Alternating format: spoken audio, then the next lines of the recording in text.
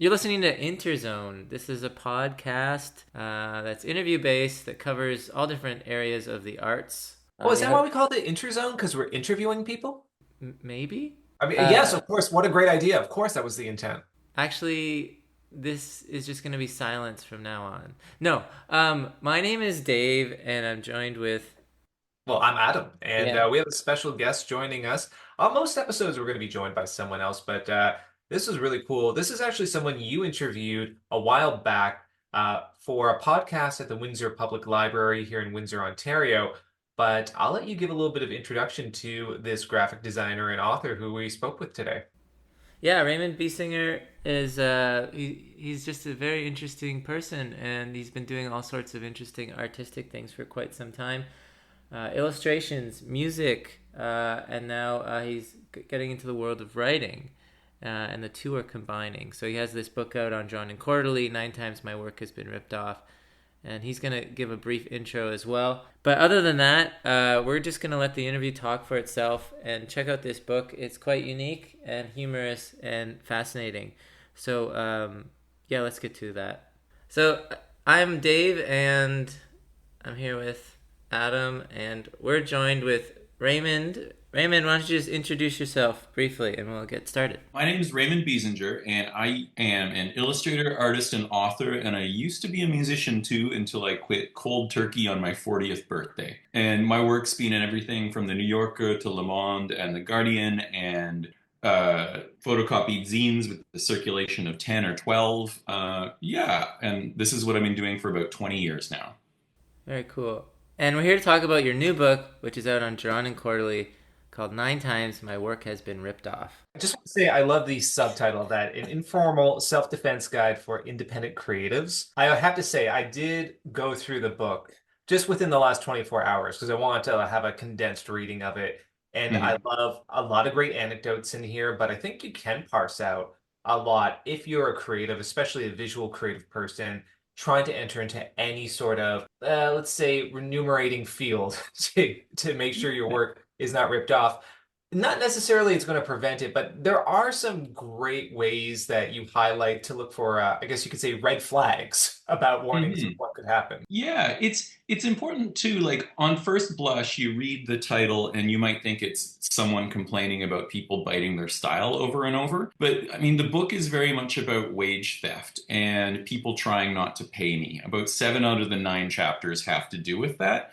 And when I wrote it, my intent was to write something that would be incredibly useful and practical and like expand the realm of possibilities for photographers, illustrators, designers, commercial artists when people are trying to not pay them for the creative labor that they've done. As I've been thinking about it more and more, it kind of has something in it for anyone who's like freelance or contract worker. And yeah, I really wanted to make something that was practical instead of some like pie in the sky Rick Rubin creativity in a corporate way kind of thing. I will say this, even though it's on a larger imprint drawn quarterly, and we'll get into questions about that in a moment. I love how very anti-corporate the work is itself. Like it really is dissecting a lot of the pitfalls that come with that.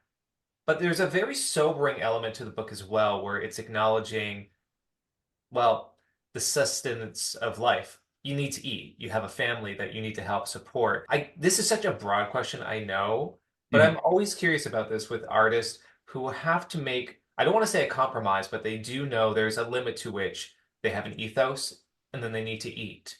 Where's your Mhm. line? Where do you find that to be for yourself? Well, the line is incredibly blurry. And I think that a major theme of the book is that I have to function in the real world and I'm a human with needs in a body that's decaying because I'm 46. And I want to do this job for the rest of my life. And there are times when I can fully afford to do things exactly the way that I want to. And there are times when I cannot. And all of this depends on how thick my bank account is or thin it is, if I'm having a grumpy day or a bad day, if I have days off in my schedule or not. And it's like, it's incredibly hard to make a career out of being a creative in any way. And I think that we can have some sympathy for each other when it's like, oh, I just needed to pay my rent this month. So I'm going to do something that maybe is a little uncomfortable. Like life is all about these bargains, whether you're an artist or not. And I think that it's a disservice to artists to think that they need to be this pure, pure thing that is separate from the world. Sure, it's important to like observe and use our skills to record and express certain things, but I mean, people are people, and we all have the same needs. I'm not sure how you feel about this, but there you brought up Mudhoney within the introduction of the book. And I know Hmm. there was some shade thrown at Mudhoney at one point because they were very anti-corporate, and then they had a song of theirs within a commercial.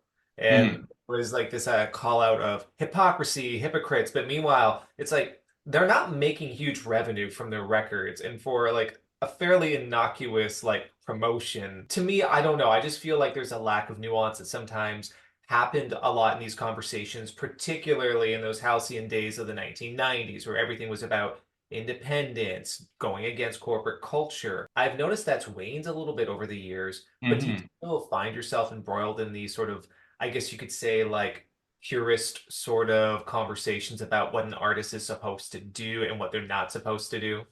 That isn't really the lens that I look at things through. Like, there are companies that I will not work for, and I do have some solid lines that I will not cross. I will not work with oil and gas. I'm very suspect of working for alcohol. Yeah, there are lines, ethical lines that I will not cross.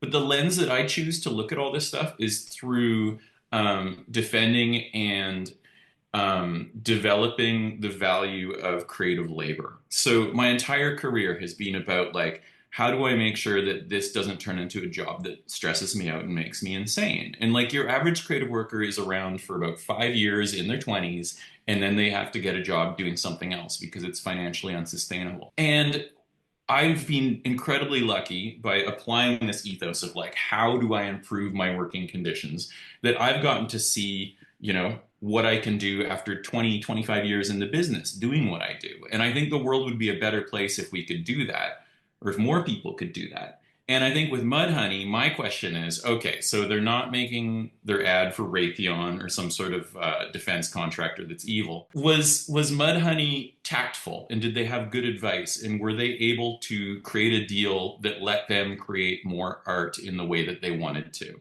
Right? Does Mudhoney exist right now because they were able to get that money back then?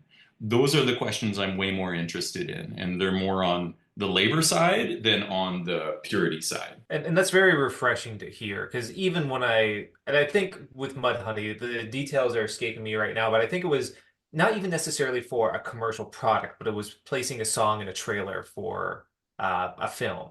And, those lines blur where someone views as an infringement on artistic integrity, whereas someone else would say, well, it's just for a film. To me, I think this goes into the idea also of co-opting work itself. I, Mhm. right now, I'm wearing you can't see a Joy Division shirt, and I just think about New Order songs, Joy Division songs being used in car commercials, and it's a very surreal thing to encounter. Mhm. Years ago, where almost nobody I talked to even listened to these bands, pretty much, and yet now it's in that zeitgeist. And it seems like a lot of what your book is touching on is even that idea of when the creative work is co-opted without necessarily the consent or the full consent, I should say, of the creators of it. Because even with those New Order car commercials I'm talking about, I think it's very limited input from the band members of who actually approved that to go out. Mhm. So in your case, I guess I'm wondering, as an example that you've seen within the text itself that you are releasing with this new book, um, let's just go for a hypothesis. You've gone through these experiences. What happens if there's a 10th ripoff that you encounter? Where do you see yourself now? Do you roll your eyes and go, oh, not again? I have to go through these processes. Do you have a system in place now? Or is it a case where every time is a new experience for you to have to endure this? Well, okay, a few notes. The 10th ripoff has already happened, and it's called AI, artificial Uh, intelligence. And I wasn't able to touch that in the book too much because it felt like the situation was changing so rapidly that it'd be really easy to write something and be embarrassed about it later. I'm doing a bunch of book launch events, and I will be talking thoroughly about AI in those events, and there might be a zine version of that coming out eventually. Anyway, so that's 10. So we're talking about the 11th ripoff now. And the 11th ripoff, I was thinking about that tomorrow, or sorry, this morning, and I was like, the next time something like this happens, I get to say, are you sure you want to go down this route to the Ripper offer? Because I'm literally the guy who wrote the book on the subject. Like, you guys should just pay me instead of like I'm competent at dealing with this. Anyway, all goofing aside, oh, I think I went on the goof train there and I lost my original Ah, thought. Uh, it's, I think it really, like, again, there's this gray area of like, will I take it seriously? Will I not? And it's very based upon like who they are and where I am at that moment and whether, the initial emotional rush that comes with, someone taking something so personal from me as my creative labor, if that, if that anger eventually turns into like the need to do something practical about it. Because, if I'm busy, I just might have to let it slide. And if I'm not, I won't. Does that answer the question in the most roundabout way possible? I think it does because it's a very broad question. Just for clarity, I brought up the Mudhoney controversy. It was for a video game, not a film, so there's a little bit of a Okay. difference there. But it's still a case where you have a very anti-corporate, anti-commercial entity, in this case, a band, Mhm. suddenly I don't want to say caving in because that's very it's very couched in a certain type of idea of what they're doing. They've agreed to it, and there's room Mhm. for nuance in this. I also wonder, and we're going to get more into specific questions about the book itself, I think, in just a moment, Dave. But I'm curious now with the landscape of AI generating a lot of changes. Do you foresee, just maybe anecdotally, or from what your observations are within the field, a lot of people now, to use the horrible term, selling out more because things are going to be so tight and so hard out there for creatives with the burgeoning AI, generative AI technology that's out there?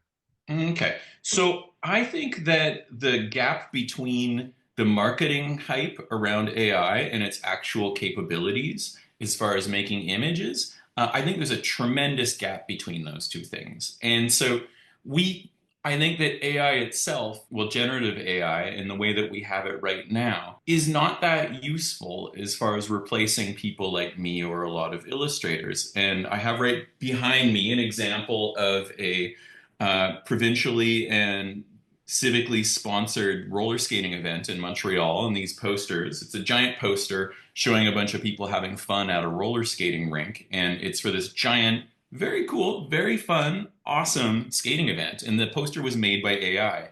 And the central image is tight, showing like kind of an elfin cartoonish woman roller skating, but in the background there are so many flaws from like someone's a cyclops. No one's actually wearing roller skates. Some are wearing like high heel shoes and some are wearing ice skates.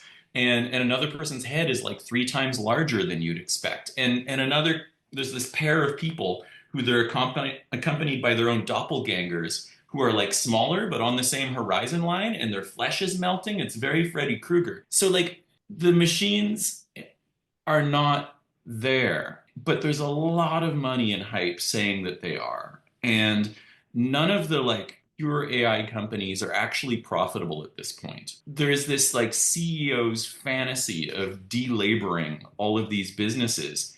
And a lot of companies and people with money have gambled on that being true. But right now, right here, and for the foreseeable future, that's not going to happen, in my opinion. And there's people like Ed Zitron or Cory Doctorow who used to be very marginal voices who are being critical of like this modern incarnation of AI. And they're very smart people and they are tech journalists, but they are not tech boosters. It's been amazing over the last 2 years to hear what those people have been saying, that this is a hype bubble. AI will not go away, but this form of it is not going to propagate. It will not be permanent. To see their ideas turn from these very marginal things to things that the IMF or The Economist are agreeing with and writing about has been wild. So I think the AI thing, it's just like one of 7 wolves that are stalking the creative field right now. And it might not even be the biggest wolf, but right now it's the loudest one. So in a way, not much has changed. And you can look at instances of AI being used on book covers or in memes or online and stuff. And in the vast majority of cases, it isn't replacing what would have been a paid gig. It's replacing work that would have not been paid work. It's replacing what would have been just an image someone stole on the internet. So I don't really think AI is doing nearly as much damage to illustration and creativity as people have suspected. But wow, there's so many other huge things going on in society that are making it harder and harder for creatives to make ends meet. Yeah, and I'm glad for you to say that out loud because I do think this is a bit of a mythology that's being perpetuated and people are caving into this idea that AI will assume and subsume all these creative endeavors. I'm very skeptical that that's the case. I haven't seen good evidence that people would even want that as Mhm. consumers of artistic practices, readers, viewers, whatever you want to say. So Yeah. no, that's good to affirm Mhm. hearing from someone who's within this field Yeah. those thoughts. Yeah. There's one example that I found absolutely hilarious that I ran into in August on Reddit. And OpenAI, AI, which is kind of the big, the bellwether AI company. And hilariously, their name is an anagram for AI Nope, which I find endlessly hilarious. But the CEO, Sam Altman, I think August 15th announced that ChatGPT 5 was out and it was at PhD level, any PhD you can imagine. And so I stumbled upon a marine biology forum on Reddit, and there was a marine biologist saying, "Hey, I heard that this is now at PhD level, so I thought I would test it, and I am going to get it to make." And I asked it to make a diagram of a great white shark's internal anatomy.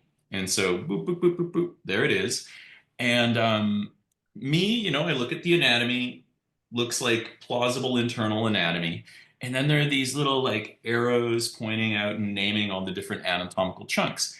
And the thing is, ChatGPT and AI is horrible at like multimedia things that involve like text and image, sound and image, this kind of thing. So, and also it doesn't ever admit that it's wrong. It just bluffs with perfect confidence. So a lot of the labeled parts of the great white shark were in this weird like elven italicized language that like when you look at it you're like what's going on here? And then other parts like great white sharks have what's known as an anal fin, right? And it's down near their butt. But the thing is, as you look through this diagram of the great white shark, you realize that it's labeled anal, just anal, like in 5 other locations, none of which are anywhere near its butt. So it's like its face is labeled anal and its eye hole and like its jaw, and there's like a couple other fins labeled anal.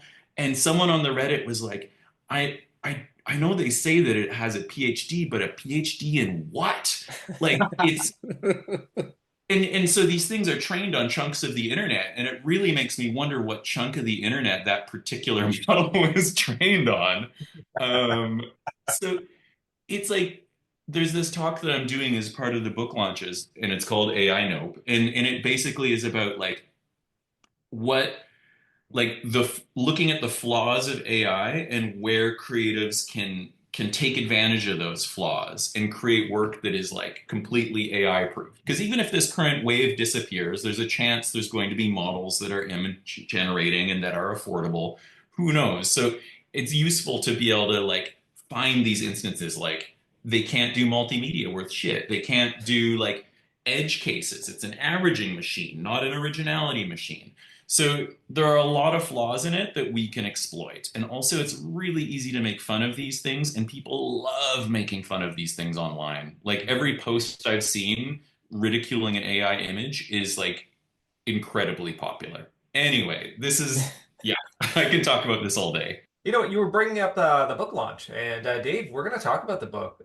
Actually, I think you have a few questions regarding the text itself. Yeah, before we get into that, I also wanted to say for a lot of the AI things, it's like they generated this image. It's like, but this person has 3 arms and 20 fingers. It's like, okay.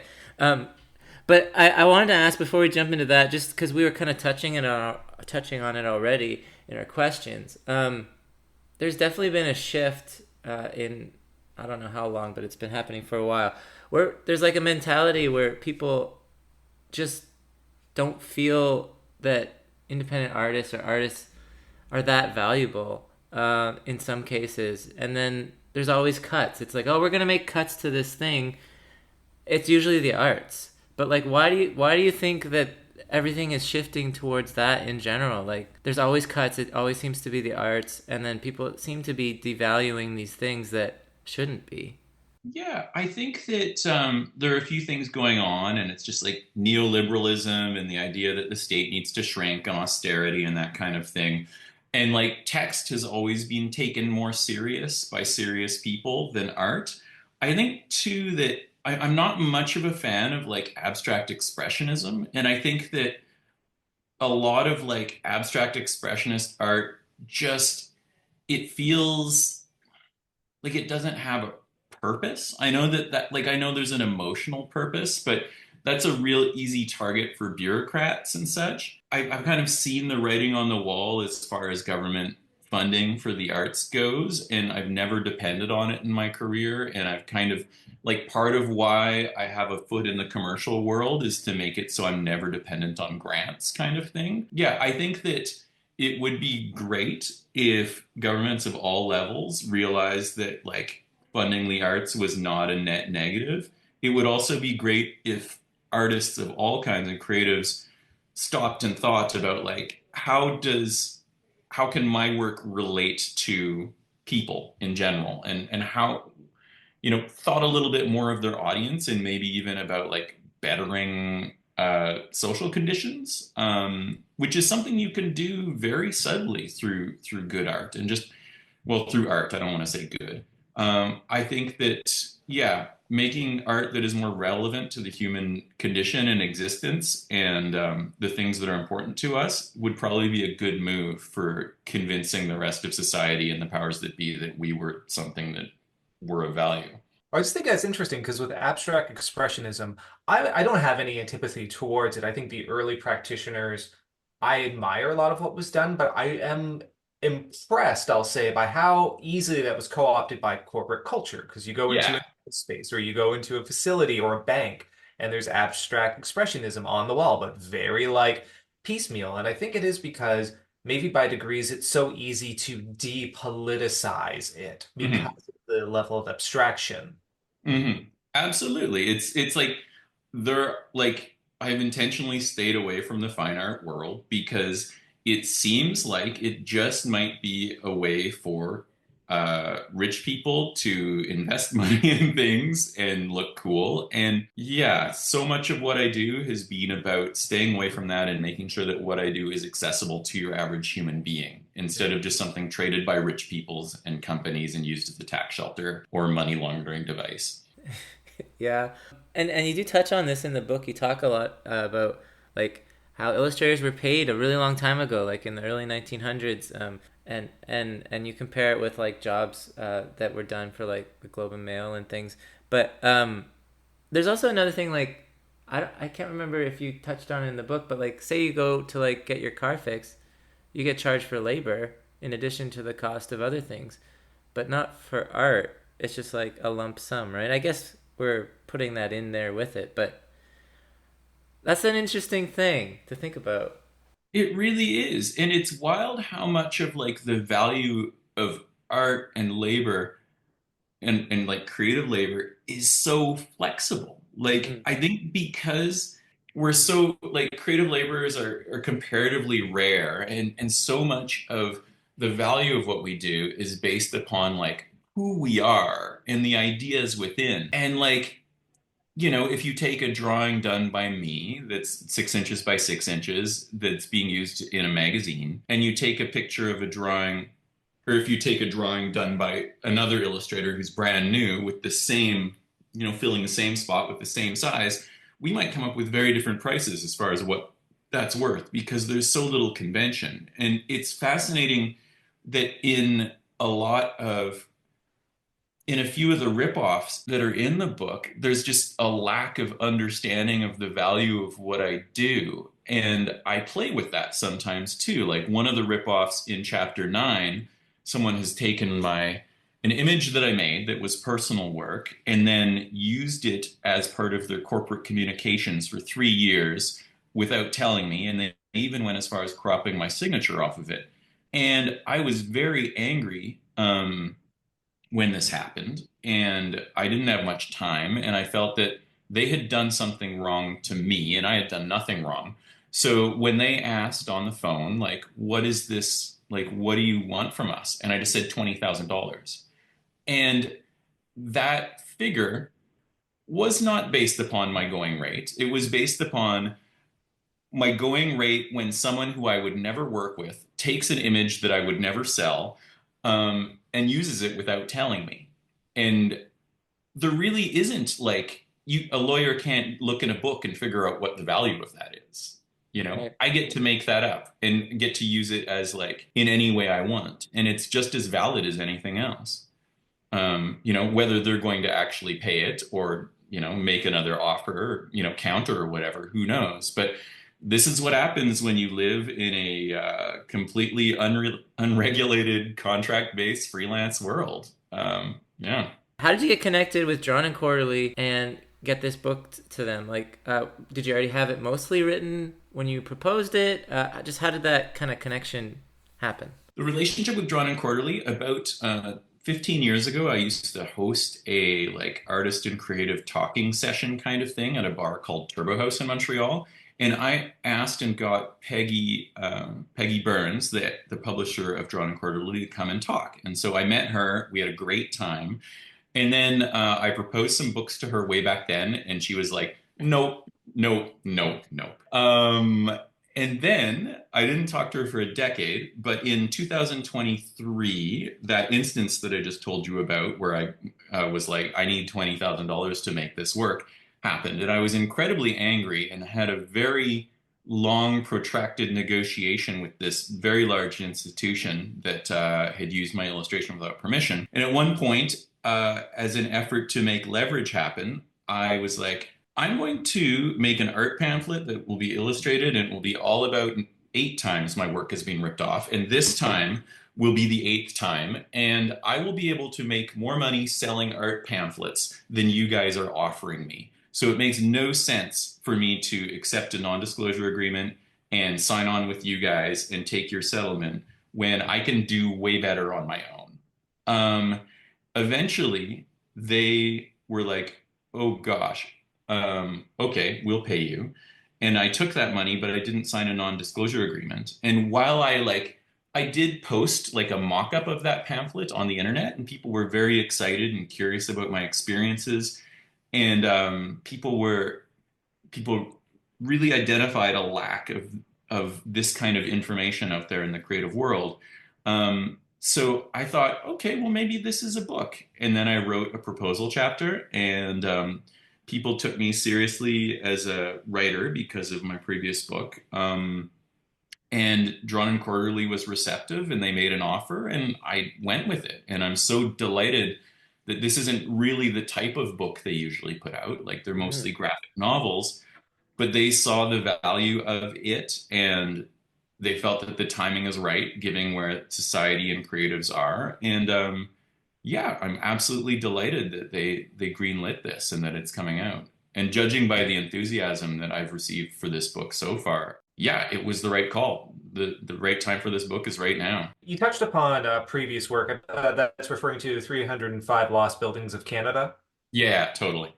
Yeah, so that one, Dave, I do want to reference, had conducted an interview with you through the Windsor Public Library. So you can always go to the Windsor Public Library website to check out that previous interview. Just wondering in the differences between that work and this one, because that work, while there is certainly personal elements to it, this one is very much anecdotal. It's very much your lived experiences. Did you have any sort of reservations about being so open about these experiences to a broader audience? I think that as far as talking about my own personal life, I've always had a big mouth, so that came very easy. And I feel like there isn't much in the world of like memoirs of mid-level or beginning level creatives out there. So it felt like an important thing because I know for the first 10 years of my career, I was starving for examples of human beings that were doing what I wanted to do. And it felt important to be really open about that. As far as like the level of candidness and naming names in the book, that was a bit of a challenge because A, I don't want to get sued, and B, I don't really think like vengeful shame or vengeful shaming is a good thing. So eventually I landed on I'm going to tell as much information as necessary for this to be an educative work rather than just a vengeance work. So I've concealed the identity of a number of people and a number of businesses and institutions. I think if someone's very motivated, they can probably figure out who those things are. But yeah, that was a challenge navigating that. But I think that I definitely ended up with a text that was more educational and less spiteful. And I think that's important. Like emotion is an enormous part of this and is something that I talk about in great deal, but I think it's important to not let that color your final decisions and actions because yeah, it's easy to make mistakes when you're incredibly angry. So through the process when you were doing the manuscript and stuff, did John and Corley have like many notes? Like, did you have a little bit of a back and forth between things in that regard, or? I think they didn't at all, which was wild. I expected more. It's the first like book that I've written because with Lost Buildings I wrote like certain parts of it, but Alex took the full responsibility for the text on that one. And yeah, it was like conspicuously quiet from them until the very end, and they were very on board. And I think that comes from them being a publishing house that 99% of the time does graphic novels where things are very hands off. And so there were times when I was like, is this good? But I realized their silence was like confidence in me and confidence in what I'd shown them already. And there were a few moments when it was published where I was like, will this work? And then like I was in Toronto a couple weekends ago selling this book in person for the first time at Word on the Street Festival. And a gentleman bought it at 2 p.m.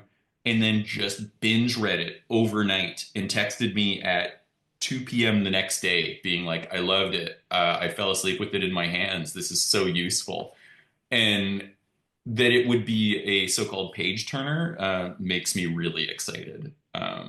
Yeah, because the information is useful, but that it's put together in a way that makes people actually want to enjoy it and that a lot of different people can enjoy it, that makes me very happy. It's interesting you brought up any sort of experiences or comparable books of mid-level creatives, because I can only think of a few examples, and they're not even close. I know Adrian Tamane, they did that one book, The Loneliness of the Long Distance Cartoonist, and that still, it doesn't encapsulate that pragmatic element Hmm. what the experiences are. It's very emotional, very anecdotal, but I feel like yours is not it meant to be an instruction manual, but it's more instructional than what I was anticipating, which is very refreshing, I want to say. It's both a great story, but it's also a really good set of potentials people might face entering into this field. Yeah, I spend a lot of time listening to a podcast called Conspirituality, which is about like charismatic leaders and cultists. And one thing that always strikes me is that those people claim to have all of the answers. And it was really important for me to say, these are the answers I arrived at. I think in retrospect, some of them are wrong. A whole bunch of them are right. They can't be applied to your specific situation, the flavor of the ripoff that you're dealing with. But if it opens the window of possibility and makes you realize that there are other avenues for you to pursue, that's excellent. And I fantasize about a world where this book, I've written it for illustrators, designers, photographers.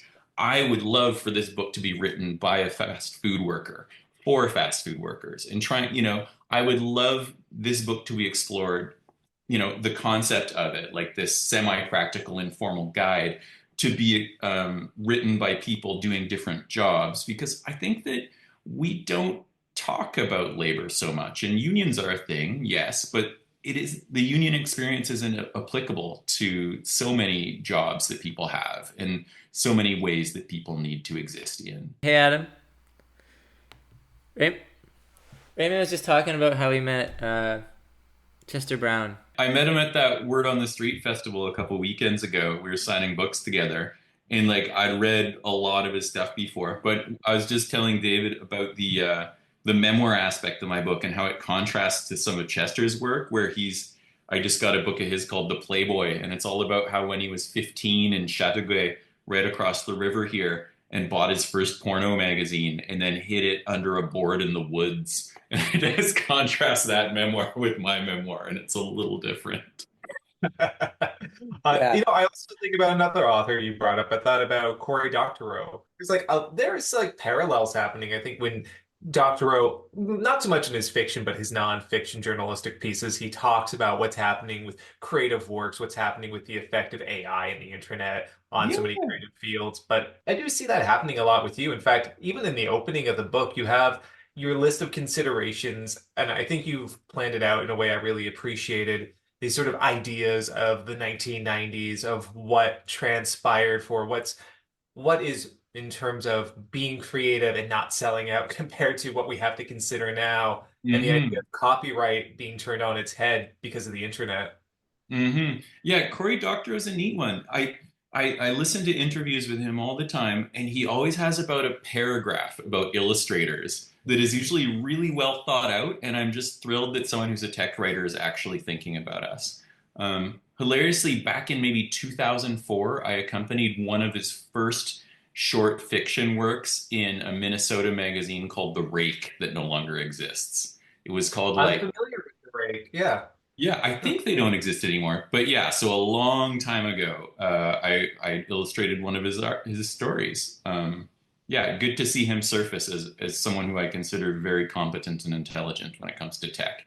Oh, likewise. It's so amazing too. Like you said, a lot of his parlance is now becoming almost mainstream. The fact that I can go into a cafe and hear people talk about enshittification and just go, oh, okay, well, this is now part of the conversation. This is the zeitgeist now.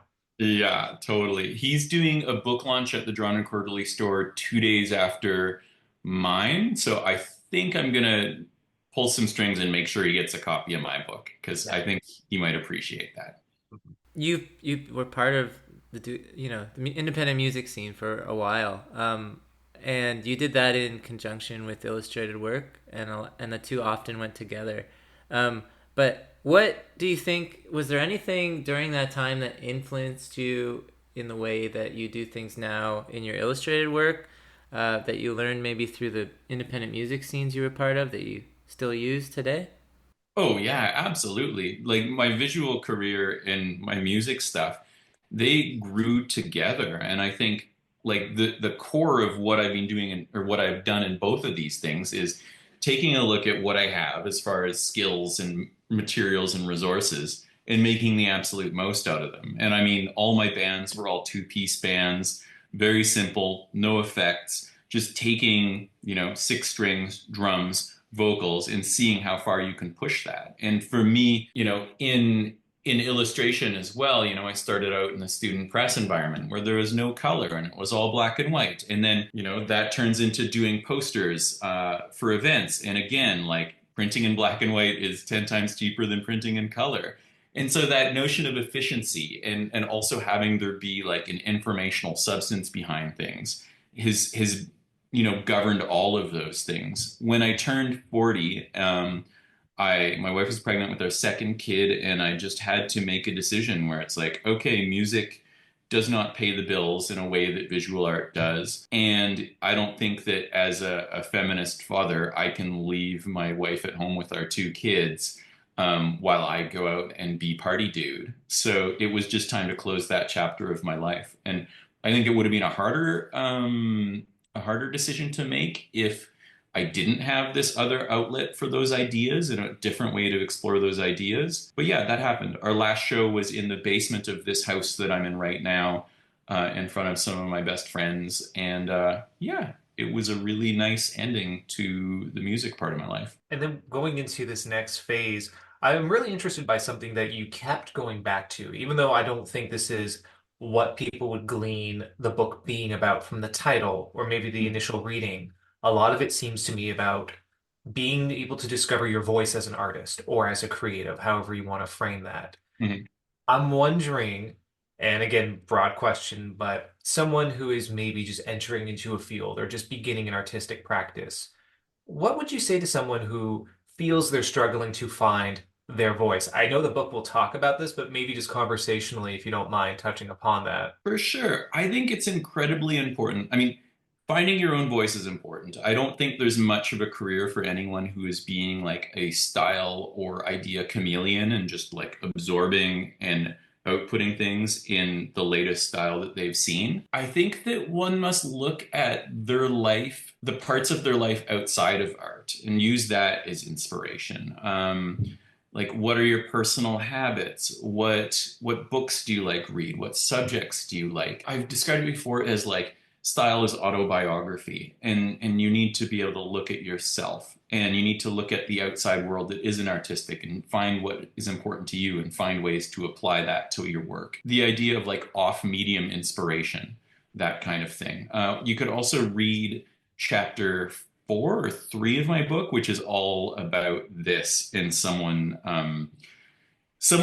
who was a big fan of a blog that I was writing and asked me how to develop their own style and how I found my own style. And I told them, I wrote them an essay on the subject. And then 6 months later, I look at their website and it's just ripping off what I do, which felt like an enormous betrayal. And so I told them off in very coarse ways that I regret.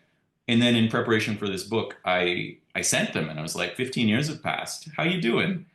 And they responded that me telling them off was the best thing that ever happened to them. They were shattered for a while. They quit illustration. They threw out all their work. But eventually they rebuilt their style based upon themselves and their own interests and their own proclivities, and have managed to create a career that has absolutely nothing to do with mine. And what's amazing is that moment I've talked about in public, the times that I've been asked to speak in public about style. And it turns out that he actually uses that example too, as how finding your style is way harder than you think. And when you think you found it, it might be that you've just stolen someone else's. So we're now buddies now, even though for 10 years, 15 years, he thought I hated him so much. Anyway, in the book, it has been important for me to talk to the people who have, ripped me off because, yeah, some of my decisions that I made were very heated and rash and wrong. But it was very neat for me to do something out of character, like telling someone to fuck off and that I didn't want to talk to them, and realize 10, 15 years later that that was actually doing them a favor. That makes a lot of sense to me. I think oftentimes there's this philosopher I read, Bang Han, and he talks about how we live in this state of extreme positivity where the problem with that is without negation, we don't have personal growth. We're always being told, yes, you can do this, yes, you can do that. You're never being told, oh, here's a barrier, develop character or develop an idea of who you are based upon conflict or based upon having to go through these sort of travails. And I Mhm. find that very interesting because I think about artistic practices. Even the quote that you give by one of my favorite authors, George Saunders, in the Mhm. text is about, I feel, and paraphrasing here, but he says, oh, I feel style might be avoiding your deficiencies. Yeah. And how do you go about that? Well, you have to discover what those are in the first place, and that involves conflict, right?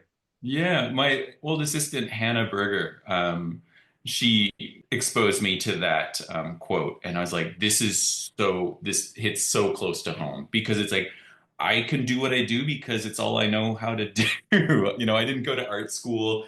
I didn't learn 10 styles and then choose one. It was just what I do now just grew out of a very limited skill set that has generally been very limited still, but it sure feels like it's mine. There's a lot of moments in the book where you talk about your early work and early design jobs you got. The one that's coming to mind is when you did the Megadeth poster, which I think is quite humorous. But I wanted to ask, like, was there a moment, like, maybe before this or maybe during this time when you did something and you're like, this is what I want to do.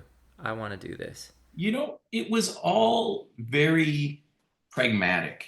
Like I started my goal when I began, well, my goal in the late 1990s, early 2000s was to be a writer. And so I gravitated to the student newspaper, and there are a lot of incredibly skilled writers there who are very motivated and very much wanted to go to journalism school. And in competing with them and working with them, I was in over my head. And I knew that those people were way more driven than me. But when that was happening, the managing editor who was in charge of the comics page said, "Hey, Raymond, you can tell a good story.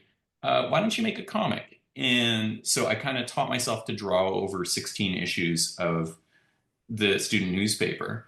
And then I did some editorial cartoons and I started doing show posters. And then I got passed up for an editing job, and I was so angry that I sent samples to all the magazines, like drawing samples, like posters, invitations to all the Canadian magazines and newspapers, and they all hired me. And I don't come from money. I come from, yeah, I had to make things work myself, and I was just like, well, here's a bunch of magazines that are offering me $400 for a night's work, on the student newspapers' computers, drawing a thing, and that's way more practical than me slugging it out with these other incredibly skilled writers and communicators and having to pay to go to journalism school. So it's just all been the more practical route. And so I'm kind of thrilled that, 20 years later, those original routes that I were shut off because they were impractical.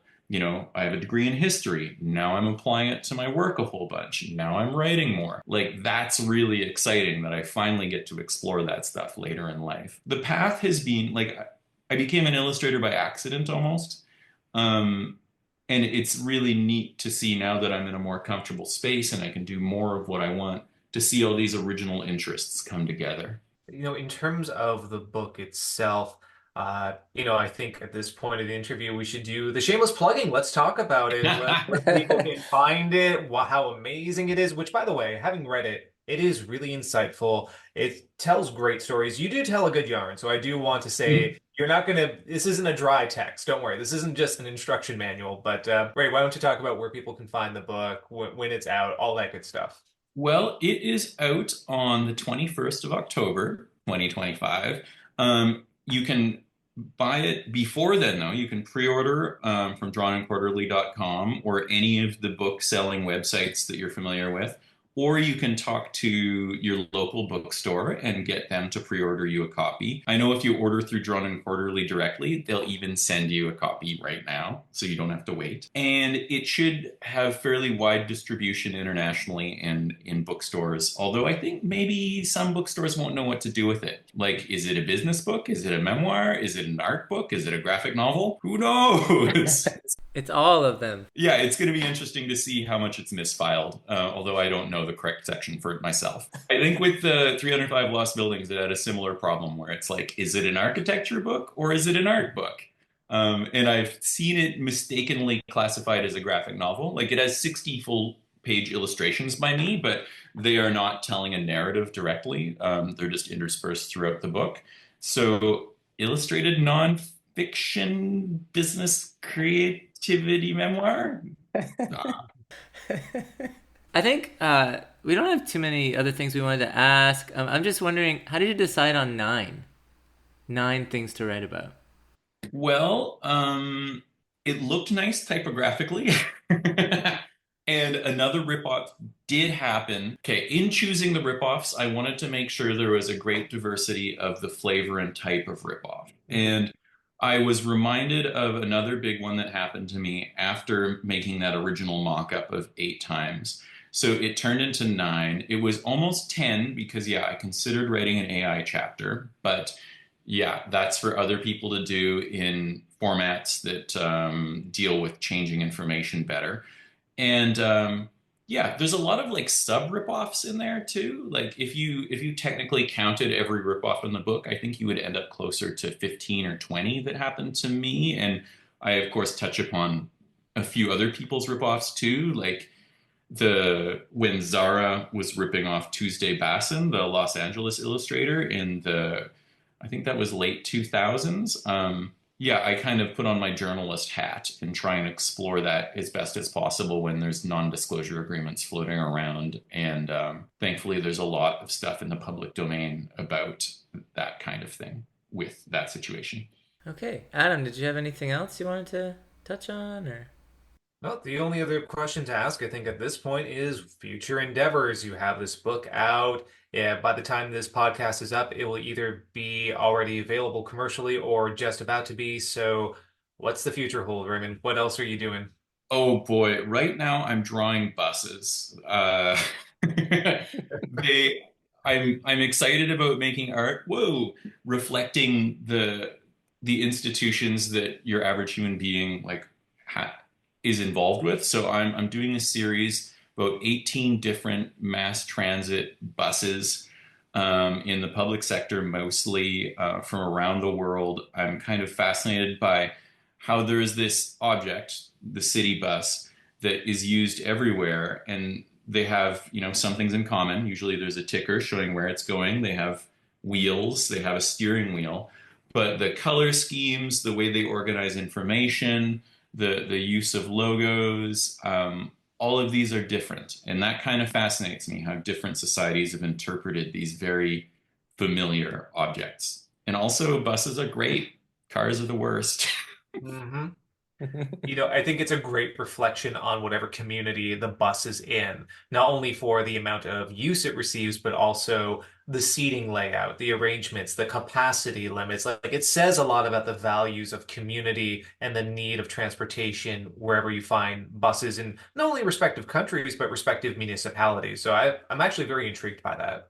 Right on. Yeah, I'm excited to do some. Yeah, I think I'm going to do a lot of drawing between here and the end of the year. And then I've given myself a deadline to think about what will be my next book. And it's a toss up. It might be a children's book, it might be a follow up to Nine Times. And I have a very developed piece of fiction as well in my head, but I don't know what the best way to go forward is.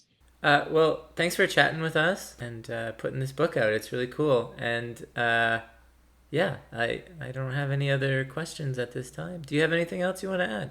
No questions. However, you can always check out Nine Times My Work Has Been Ripped Off, an informal self-defense guide for independent creatives by Raymond Biesigner. And you're going to find that, again, Drawn Quarterly is probably the best place to order that before its official launch. But as you said, October 21st is the release date. Check it out. And if you have independent bookstores in your area where you live, highly recommend you try to order through them, if not through Drawn Quarterly specifically.